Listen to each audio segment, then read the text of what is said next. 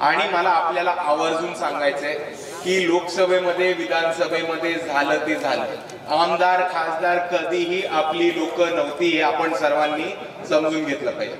आपल्या हक्काची लोक, तुमच्या दैनंदिन जीवनामध्ये फरक पडणारे असे निर्णय घेणारी लोक, तुमच्या मूलभूत गरजांवरती काम करणारी लोक ही स्थानिक स्वराज्य संस्थेचे उमेदवार असतात, हे झेडपीचे मेंबर्स असतात, हे पंचायत समितीचे मेंबर्स असतात आणि हे तुमचे नगरसेवक असतात.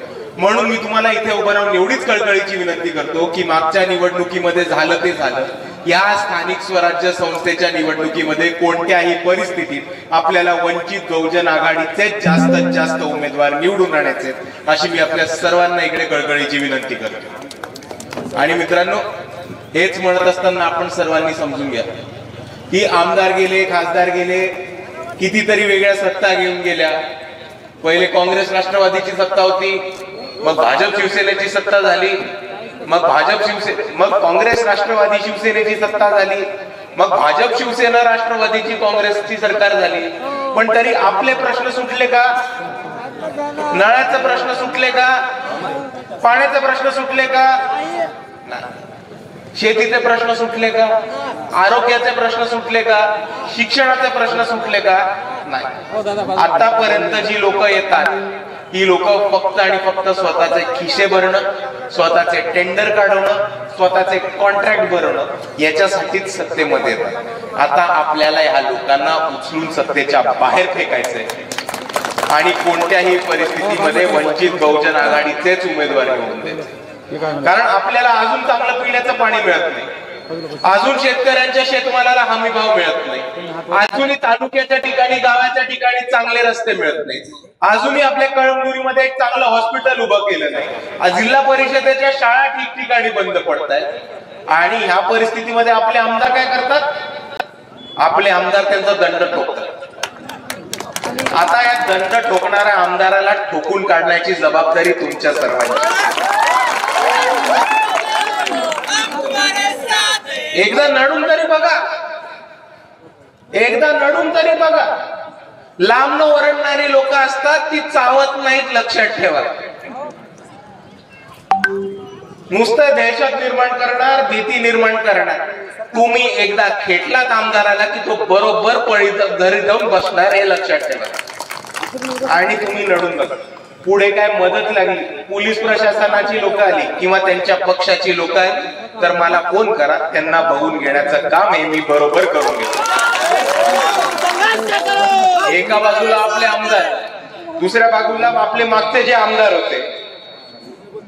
एका हॉस्पिटलमध्ये मृत्यू झाला म्हणून एका आदिवासी समाजाच्या डीनला संडास धुवायला लावणारे आपले हे माजी खासदार होते. आणि ह्या परिस्थितीमध्ये आपल्या सर्वांना आता ह्या सगळ्यांना बाहेर फेकायचंय आणि वंचित बहुजन आघाडीचेच उमेदवार निवडून आणायचे. कारण आपले प्रश्न, आपल्या मूलभूत गरजा आणि आपल्या दैनंदिन जीवनमध्ये ज्या गोष्टींनी फरक पडतो त्या फरक पडणाऱ्या गोष्टी ह्या आमदार खासदाराच्या हातात नसतात, ह्या स्थानिक स्वराज्य संस्थेच्याच लोकांच्या हातामध्ये असतात. आणि म्हणून मी आपल्याला सर्वांना सांगतो की वंचित बहुजन आघाडीचे कार्यकर्ते उभे राहणार आहेत आणि आपल्या सर्वांची जबाबदारी आहे की जास्तीत जास्त मतांनी वंचित बहुजन आघाडीच्या उमेदवारांना झेडपी असेल, नगर परिषद असेल, नगरपालिका असेल किंवा पंचायत समिती असेल, जास्तीत जास्त मतांनी वंचित बहुजन आघाडीच्या कार्यकर्त्यांना, उमेदवारांना निवडून द्यायची जबाबदारी ही तुमच्या सर्वांच्या खांद्यावर आहे.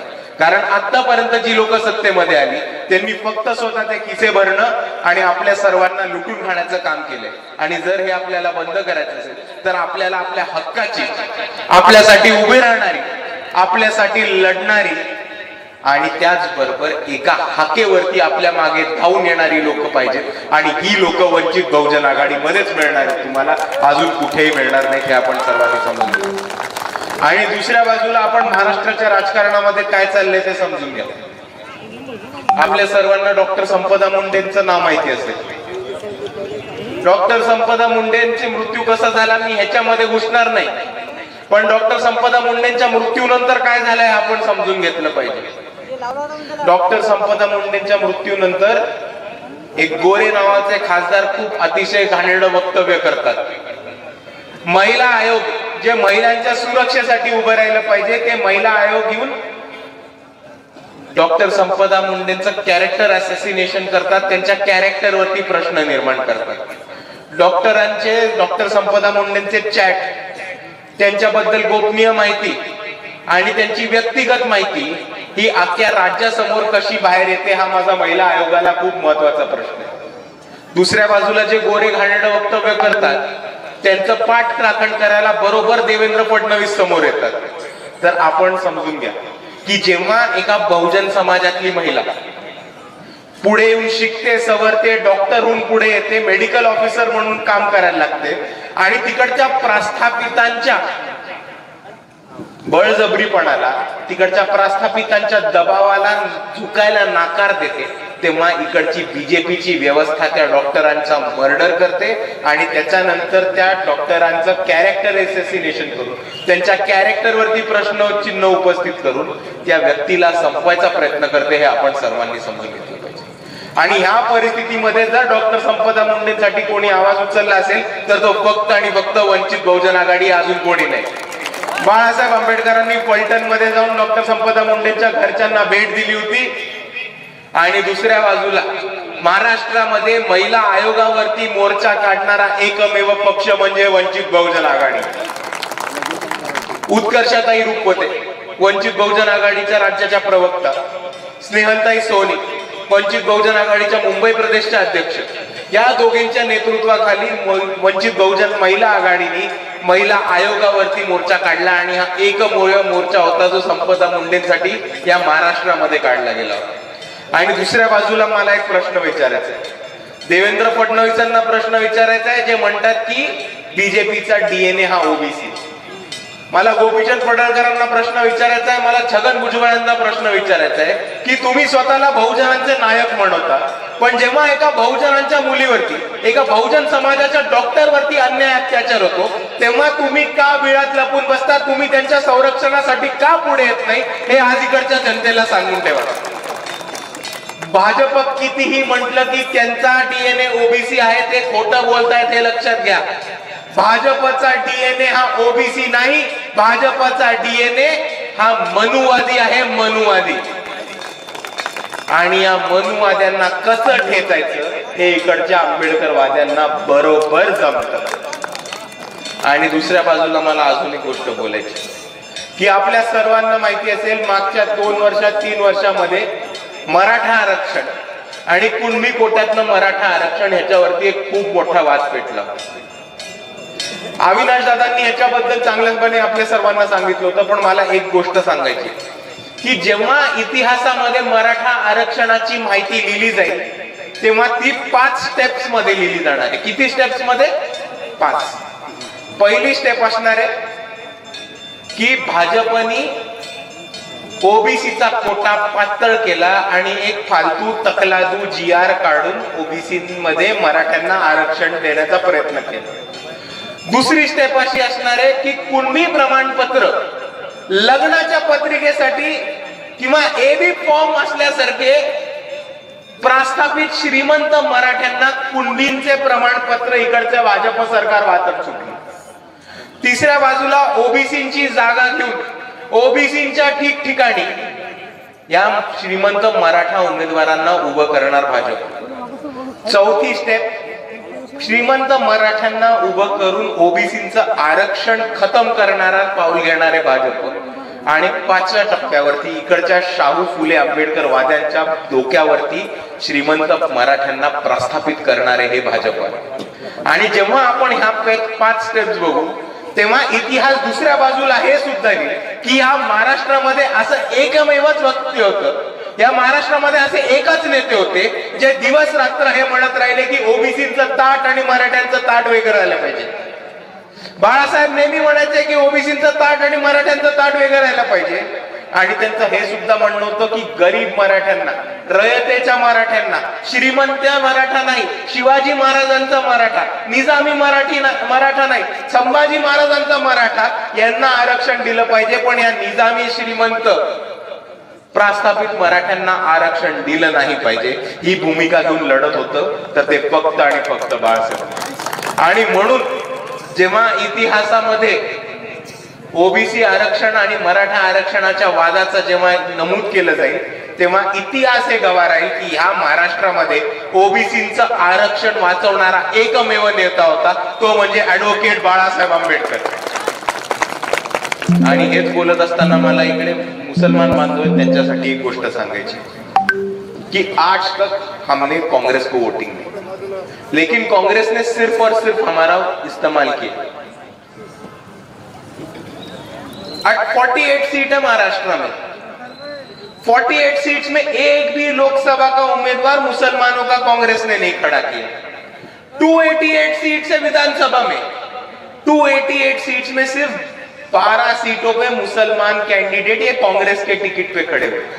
तो आप समझ लो कि कांग्रेस हमें सिर्फ वोट मारने की मशीन समझती है, लेकिन वो हमें चुन के आने की, खड़े रहने की और जीतने के काबिल नहीं समझते. आप खड़े. और दूसरी तरफ ये वंचित बहुजन आघाड़ी है, जिन्होंने से 48 में से 8 या 12 कैंडिडेट ये मुसलमान के दिए थे, और विधानसभा के टाइम 32 कैंडिडेट मुसलमानों के पहले लिस्ट में जाहिर करने वाली पार्टी थी, तो वो वंचित बहुजन आघाड़ी थी. महाराष्ट्र के इतिहास में अगर जिला परिषद अध्यक्ष कोई मुसलमान महिला बनी है तो वो अकोला के जिला परिषद में बनी है, साबिया दीदी अंजू में नाम उनका. और इसीलिए मैं बोलता हूं कि मुसलमानों को जब जब नुमाइंदगी देनी होगी, मुसलमानों को जब जब पॉलिटिकल पावर देना होगा और मुसलमानों को जब जब पॉलिटिकल अस्तित्व खड़ा करना होगा, तो आपके लिए सिर्फ एक ही पार्टी है, वंचित बहुजन आघाड़ी. क्योंकि और कोई आपके लिए खड़ा नहीं होने वाला. सब आपका इस्तेमाल करने वाले, सब आपके वोट लेने वाले और सब खुद के घर में ही टिकट देने वाले. ये आप बात समझ लो. लेकिन यहाँ वंचित बहुजन आघाड़ी है जिन्होंने महाराष्ट्र में सबसे ज्यादा मुसलमानों को टिकट देने का काम किया. दूसरी बात मैं ये बोलना चाहता हूं कि जब जब मुसलमान समाज पे अन्याय अत्याचार हुआ, जब जब मुसलमान समाज पे जुल्म जाती हुई, तब एक शख्सियत हमारे लिए खड़ी हुई, वो है जनाब अली प्रकाश अम्बेडकर. आप याद करके देखो, जब महाराष्ट्र में टीपू सुल्तान के स्टेटस रखने के लिए लोगों को अरेस्ट किया जा रहा था, तब वे वंचित बहुजन आघाड़ी थी जिन्होंने हमारे स्टेज पर टीपू सुल्तान का फोटो लगाया. छत्रपति शिवाजी महाराज, डॉक्टर बाबा साहेब अम्बेडकर, छत्रपति शाहू महाराज, महात्मा ज्योतिबा फुले, इन सब के साथ में टीपू सुल्तान का फोटो लगाया. वो फोटो को हार डाला और यहाँ के पुलिस प्रशासन को चैलेंज दिया कि अगर तुम में हिम्मत है तो हम पे एक्शन लेके दिखाओ, मुसलमान नौजवानों को हाथ नहीं लगाना.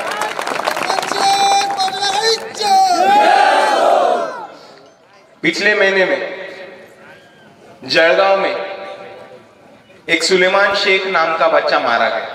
उसकी मॉब लिंचिंग कर की थी. वहां के बीजेपी के प्रस्थापित नेता के गुंडों ने उसका मर्डर किया था, इसलिए कोई सामने आने को तैयार नहीं था. अगर वहां पे सबसे पहले कोई गया था और सुलेमान शेख के लिए अगर कोई कोर्ट में जाके केस रजिस्टर किया था, तो वो सिर्फ और सिर्फ वंचित बहुजन आघाड़ी और कौन सी पार्टी नहीं. और जब महाराष्ट्र में मॉब लिंचिंग का सिलसिला चल रहा था, तब वो बाला साहब अम्बेडकर थे जिन्होंने ये बोला कि महाराष्ट्र की विधानसभा में एक मॉब लिंचिंग के खिलाफ बिल आना चाहिए, और उनकी ये जिद थी कि उस बिल का नाम मोहम्मद पैगंबर रख दिया जाए.